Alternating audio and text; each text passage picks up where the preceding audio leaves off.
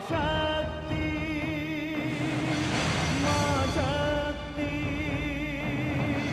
मां शक्ति।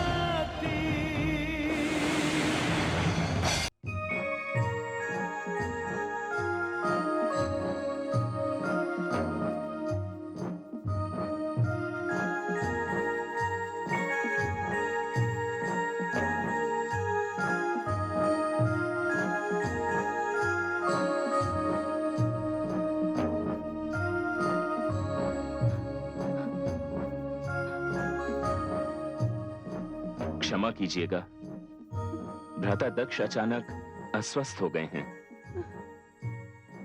इसलिए मैं नारद भ्राता दक्ष का स्थान ग्रहण कर रहा हूं। हे भोलेनाथ, आपका स्थान सबसे ऊंचा और संबंध सबसे अधिक प्रिय है। यदि पुत्री गौरी से कोई भूल हो जाए तो अपने आप को श्रेष्ठ जानकर उसे क्षमा कर दीजिएगा।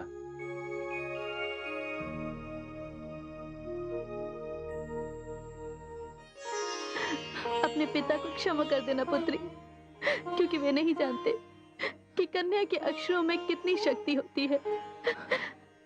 आज उनका अभिमान पराजित हो गया, उनका अहंकार चूर चूर होकर बिखर चुका है। अब उनके पास घृणा करने के लिए बचा ही क्या है। जा मेरी लाडली जा, अपना घर बसा। ससुराल जाकर अपने मायके को न भूल जाना। माँ, अपनी माता को मत भुलाना।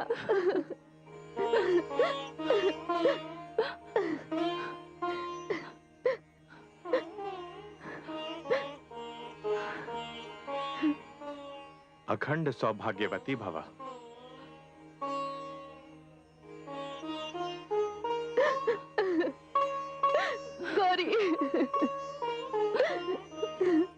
गौरी, चल पुत्री। जाओ गौरी। आइए भोलेनाथ। तायाश्री, आपने सचमुच पिता का धर्म निभाया है। आपका ये ऋण रहा मुझ पर। पुत्री, तू मां के घर से प्रसन्नता और सुख के पुष्प लेकर जा, ऋण का बोझ नहीं।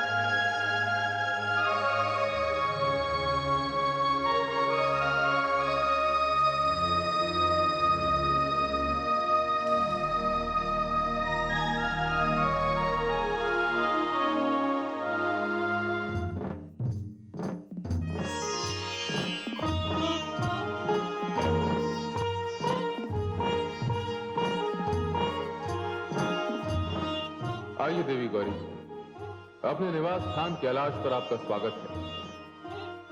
अपने शुभ चरण कैलाश की धरती पर रखकर इसे पवित्र कीजिए।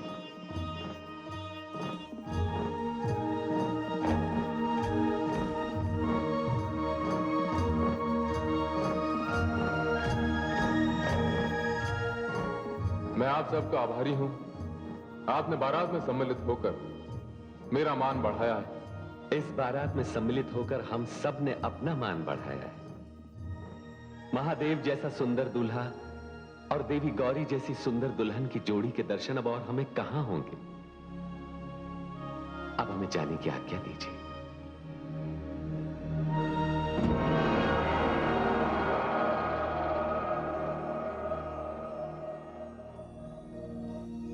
कहिए देवी, कैसा लगा आपको अपना नया निवास स्थान? स्वामी, आपने मुझे अपने हृदय में स्थान दिया। आपके हृदय से अधिक सुंदर स्थान भला क्या हो सकता है? नहीं देवी, मेरा तात्पर्य यह नहीं था, किंतु आपके पिता श्री दक्ष इस बात से चिंतित अवश्य होंगे कि उनकी पुत्री हिम से ढके कैलाश पर कैसे रहेगी। जैसे आप रहते हैं। देवी, जब तक पुरुष अकेला रहता है वो अपने निवास स्थान की ओर ध्यान नहीं देता, किंतु अपनी अर्धांगिनी को लाने से पूर्व उसे अपने निवास स्थान की व्यवस्था कर लेनी चाहिए।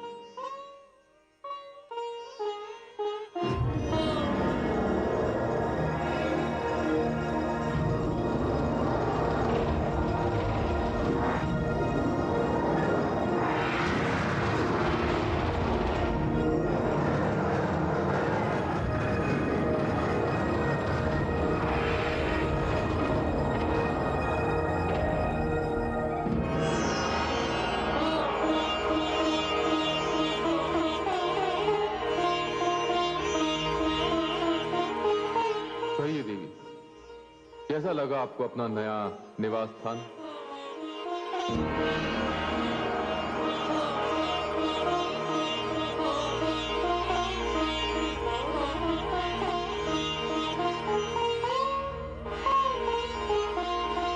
हे महादेव, यदि आप आज्ञा दी तो स्वामिनी को मैं साथ ले जाऊं?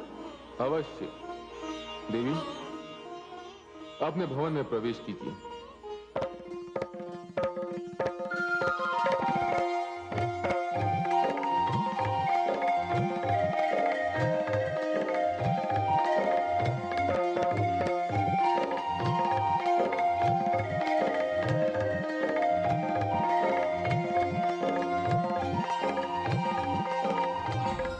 केवल आपका मान रखने के लिए मैंने पुत्री गौरी का विवाह शिव के साथ किया।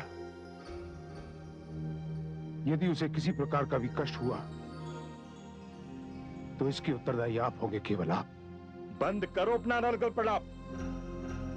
उसके सुख का तो तुझे ज्ञान ही नहीं है। सच तो यह है कि तुझे शिव शक्ति का अब तक आभास ही नहीं है, किंतु इसका आभास तुझे अवश्य होगा। तुझे शिव शक्ति के दर्शन भी अवश्य होंगे।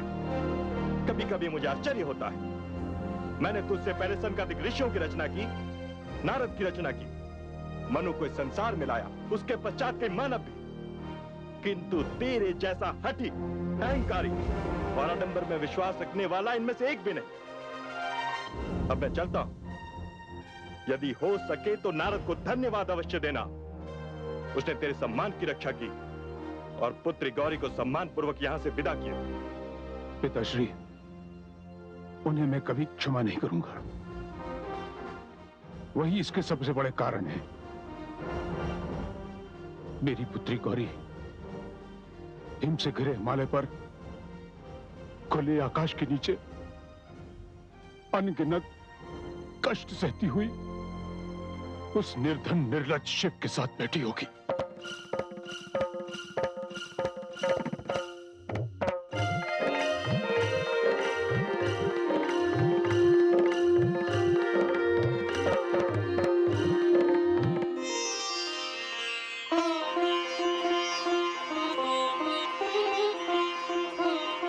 महादेवी सती, ये त्रिलोकीनाथ भगवान शिव का शक्ति कक्ष है। इस कक्ष के भीतर आपके अतिरिक्त किसी और को जाने का अधिकार नहीं है और ना ही किसी में इस कक्ष के भीतर जाने की क्षमता है।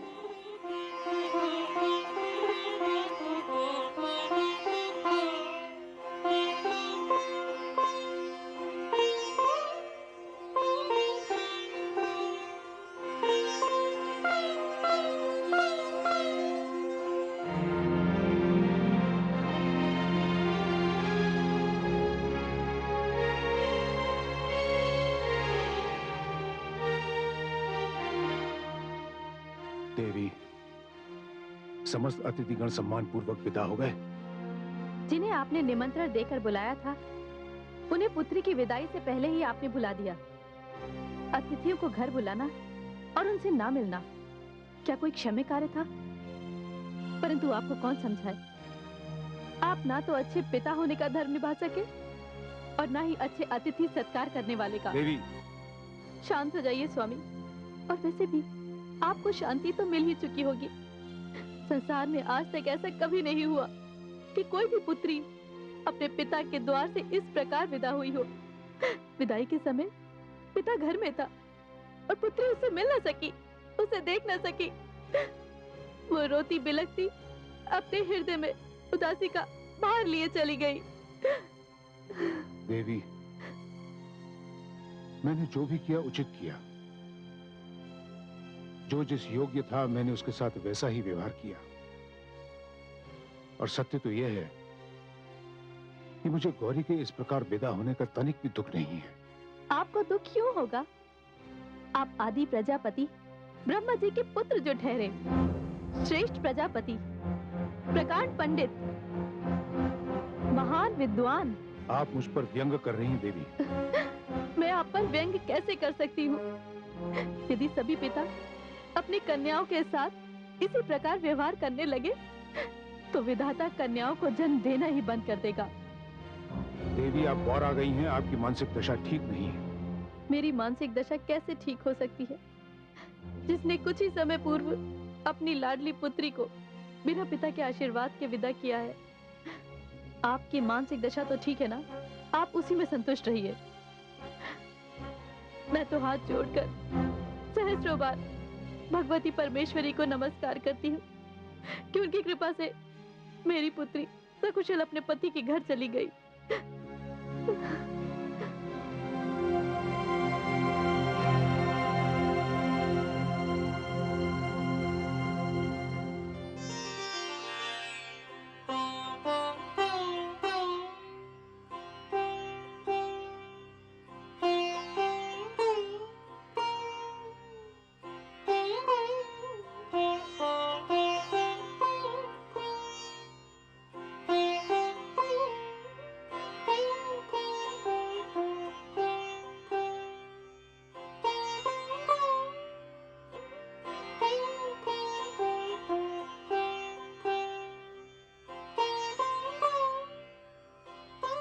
महादेवी सती,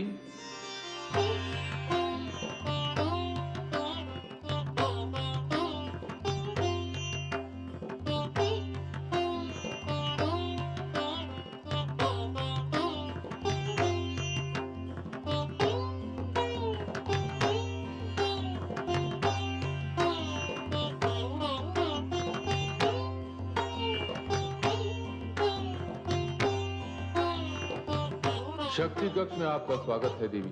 हे प्रभु, हे स्वामी, ये मैं क्या देख रही हूँ?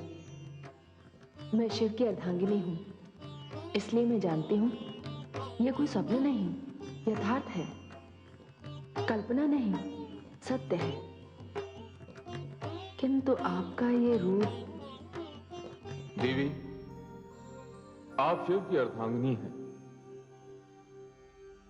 और आप जो कुछ भी देख रही हैं ये केवल आप ही देख सकती हैं, अन्य कोई देख नहीं सकता। मेरा ये रूप आप ही की दृष्टि है, आप ही की भावना है और मेरा ये रूप केवल आप ही के लिए है। सारी सृष्टि के लिए मैं संहार करता शिव हूं, किंतु आप शक्ति हैं, प्रकृति हैं, नारी हैं और मैं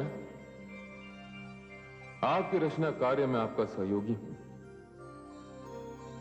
देवी, इस कक्ष के बाहर मैं शिव हूं, किंतु इस कक्ष के भीतर मैं आपका अर्धांग हूं और आप मेरी अर्धांगिनी हैं।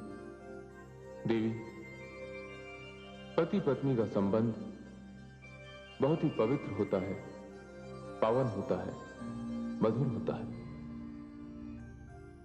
और इस संबंध की साक्षी उनके कक्ष की दीवारें होती हैं। देवी, अब आप मुझे सदा ही इसी रूप में देखेंगे, क्योंकि मैं आपके अंतर्मन का शिव हूं और आप शक्ति हैं।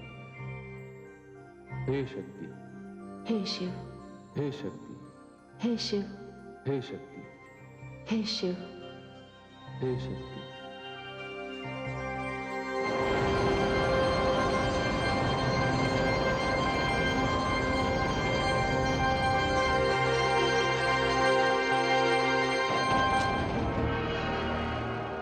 नारायण नारायण।